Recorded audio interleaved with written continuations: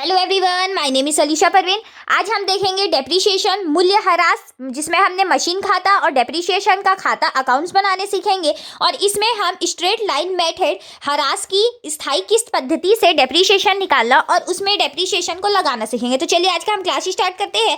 तो हमारा पहला क्वेश्चन है, एक्स कंपनी लिमिटेड ने 1/4/2013 को संयंत्र 45,000 रुपये में क्रय किया। संयंत्र का कार्यशील जीवन वर्ष 4 वर्ष है। चौथे वर्ष के अंत में इसका अवशिष्ट मूल्य स्क्रैप वैल्यू कितना हो जाएगा? 5,000। ह्रास की राशि की संगणना कीजिए। 31/3/17 को समाप्त होने वाले वर्ष 4 वर्षों के लिए सरल लेखा पद्धति के अंतर्गत संयंत्र खाता और ह्रास खाता बनाना है।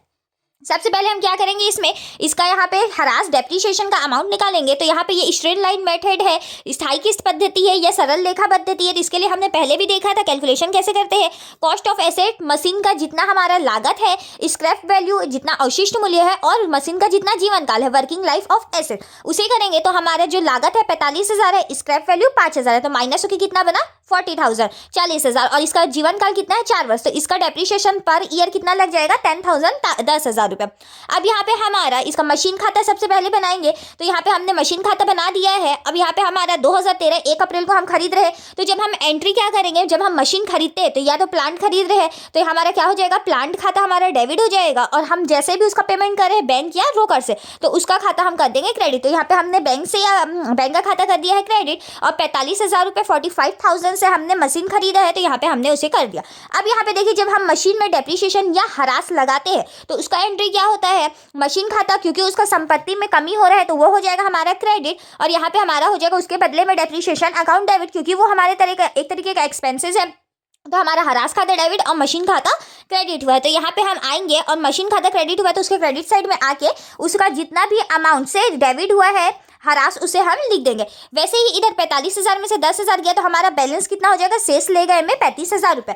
अब नेक्स्ट हमारा ये नेक्स्ट ईयर ट्रांसफर हो जाएगा। ये हमारा 1 अप्रैल 2014 को हो जाएगा। बैलेंस आ गया, फिर सेम हमारा उसका डेप्रीशिएशन लगेगा 10,000, माइनस हुआ 25,000 बचा, अब इक्वल हो गया। फिर वो नेक्स्ट ईयर आएगा, क्योंकि ये 4 वर्षों के लिए बनाना है। तो यहाँ पे 25,000, ये स्ट्रेट लाइन मेथड है, सरल लेखा पद्धति है। तो यहाँ पे 10,000 रुपये पर ईयर लगते हुए जाएगा। तो यहाँ पे हमारा 10,000 इस साल भी लगा, तो 25,000 से 10,000 गया। तो हमारा बैलेंसिंग फिगर शेष लिए गए हमारा कितना है? 15,000। हमारा ये लास्ट ईयर आया है 15,000 रुपये और इसमें डेप्रीशिएशन फिर 10,000 लगेगा। तो यहाँ पे आप देख सकते हैं चौथे वर्ष के अंत में हमारा कितना बन जा रहा है? 5,000 रुपये स्क्रैप वैल्यू, जो कि हमारा 2017 1 अप्रैल को शो हो रहा है। तो यहाँ पे हमने कर दिया 5,000 रुपये, जो कि यहाँ पे बोला था कि कार्यशील जीवन 4 वर्ष अनुमानित है। तो ये चौथे वर्ष के अंत में हमारा कितना बन गया? 5,000 रुपये। अब इसमें डेप्रीशिएशन ह्रास का अकाउंट्स बनाएंगे। तो हम जब डेप्रीशिएशन लगाते हैं तो इसका एंट्री क्या होता है? ह्रास account debit, depreciation account debit और मशीन खाते से। तो हम यहाँ पे डेप्रीशिएशन का अकाउंट बना रहे हैं, डेप्रीशिएशन अकाउंट डेबिट हुआ है तो हम यहाँ पे डेबिट साइड आए हैं। 2014 ईयर का हमारा लास्ट में होगा, तो 31 मार्च।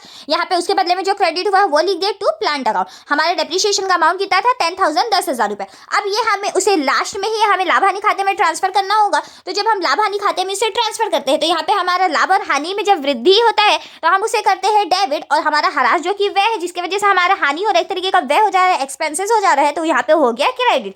अब यहाँ पे ह्रास अकाउंट क्रेडिट हुआ है तो हम उसके क्रेडिट साइड में जाएंगे। उसके बदले में जो डेबिट हुआ है, जो कि लाभ हानि खाता डेबिट हुआ है, उसे हम लिख देंगे और यहाँ पे इसका अमाउंट लिख देंगे। वैसे ही हमारा नेक्स्ट ईयर 2015 में भी प्लांट अकाउंट यहाँ पे क्रेडिट हुआ और यहाँ पे वो ट्रांसफर हो गया लाभ हानि खाता में। वैसे ही हमारा ये तीसरे ईयर भी वैसे ही हुआ, प्लांट अकाउंट डेबिट, और यहाँ पे ट्रांसफर हो गया प्रॉफिट एंड लॉस अकाउंट में। और लास्ट के 4th ईयर में भी सेम कंडीशन हुआ है।